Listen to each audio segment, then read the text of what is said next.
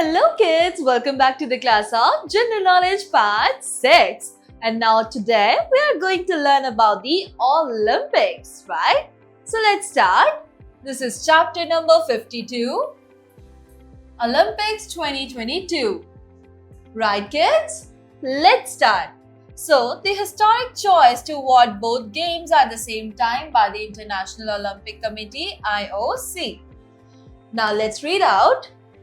Following the 2018 Winter Olympics in Pyeongchang, country, South Korea, and the 2020 Summer Olympics in Tokyo, Japan, Beijing was chosen as the host city in 2015 at the 128th IOC session in Kuala Lumpur, Malaysia. This was Beijing's second time holding the Olympics. So kids, 2018 के winter Olympics जो कि Pyeongchang country south Korea में held हुए थे और 2020 के जो summer Olympics थे जो कि टोक्यो, जापान और बीजिंग में हुए थे, उन्हें as the host cities choose किया गया था 2015 में, राइट, ओलंपिक्स के आईओसी सेशन के लिए जो कि कुआलालंपुर मलेशिया में हेल्ड हुआ था। और बीजिंग जो कि चाइना का एक यू कैन से एक सिटी है, उसे सेकेंड टाइम चांस मिला था ओलंपिक्स में होस्ट बनने का। आगे बढ़ते हैं।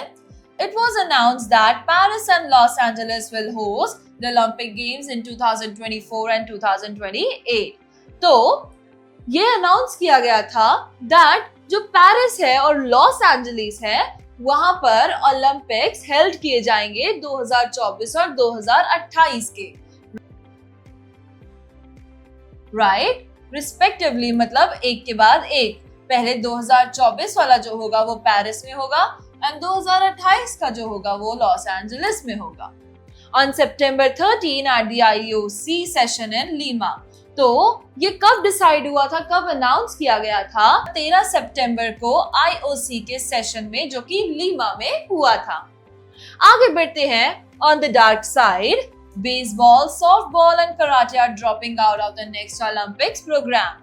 तो जैसे कि हम जानते हैं कि बहुत सारे अलग अलग ऐसे स्पोर्ट्स होते हैं जो कि ओलंपिक्स में एडेड होते हैं, बट इस बारी जो ओलंपिक्स होंगे, हेल्ड होंगे, उनमें बेसबॉल या फिर सॉफ्टबॉल और कराटे जैसे गेम्स भाग नहीं लेंगे।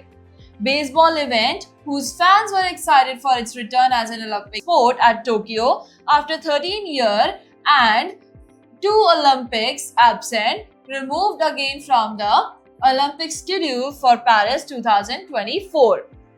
So already जो था, क्या सिनेरियो था that जो फैंस थे, बेसबॉल फैंस जो थे, वो बहुत ही एक्साइटमेंट में थे और वेट कर रहे थे कि कब जो बेसबॉल है अगेन टोक्यो के ओलंपिक्स में वो 13 साल बाद फिर से अपना कमबैक करेगा, राइट। बट 2 ओलंपिक्स में एब्सेंट रहने के बाद अगेन जो बेसबॉल गेम था उसे ओलंपिक्स 2024 जो कि पेरिस में होना था उससे रिमूव कर दिया गया, स्पोर्ट्स की लिस्ट से बेसबॉल को हटा दिया गया। For first time sports were added to the program for Tokyo 2020, exposing new audiences to the joys and intrigue of the quadrennial showpiece. So kids, first time sports ऐसे added किए गए थे Tokyo के 2020 Olympics में जो कि new audiences के Joyce को, मतलब उनकी खुशी को दर्शा रहा था उस टाइम पे, राइट। कराटे, स्केटबोर्डिंग और baseball, softball made a Triumph return. उसके बाद जो कराटे, बेसबॉल, स्केटबोर्डिंग और जो सॉफ्टबॉल थे उन्होंने फिर से अपना रिटर्न एक बार दिखाया। While the BMX freestyle event also made its dazzling Olympic debut at Tokyo 2020. So उसके बाद जो BMX freestyle जो इवेंट है वो भी, उसने भी पहली बारी अपना डेब्यू, जो पहली परफॉर्मेंस होती है, पहली अपीयरेंस होती है, उसको डेब्यू कहते हैं, जो कि BMX फ्रीस्टाइल इवेंट ने टोक्यो 2020 के ओलंपिक्स में किया था, right. So this is it. Now let's read the questions which are given below. First one is where will the 2026 Olympics be held? तो जो 2026 के ओलंपिक्स है वो कहां पर हेल्ड होंगे? वो होंगे मिलान में। Milan is a city of Italy. Question number 2. Who won the most medals in Olympics 2022? तो 2022 के ओलंपिक्स में सबसे ज्यादा मेडल जीतने वाला कौन सी कंट्री थी या फिर सिटी थी? It was, that's correct, Beijing.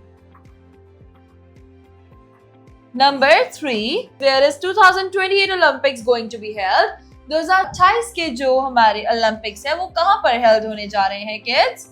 It will held in, that's very much correct, Paris and Los Angeles.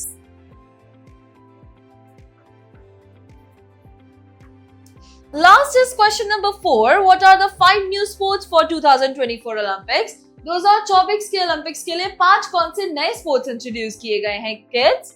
Well, here we have the answer is break dancing. Second is skateboarding. Third is sports climbing. And surfing and fencing. So we'll write surfing and fencing.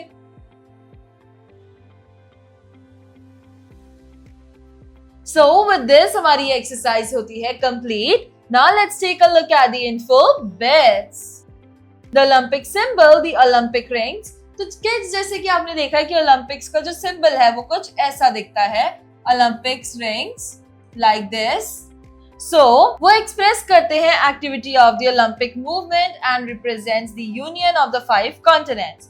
तो वो 5 rings 5 continents को denote करती हैं, उनको represent करती हैं, उनकी unity को दिखाती हैं, दर्शाती हैं and the meeting of the athletes from the through out the world at the Olympic games. और उन कॉन्टिनेंट्स में बसी कंट्रीज से आने वाले एथलीट्स को ये जो रिंग्स है ये ओलंपिक गेम्स की ये रिप्रेजेंट करती हैं। So with this kids we are done with another chapter of General Knowledge Part 6. We will be back again with a new chapter. Till then, bye bye, take care and thank you kids.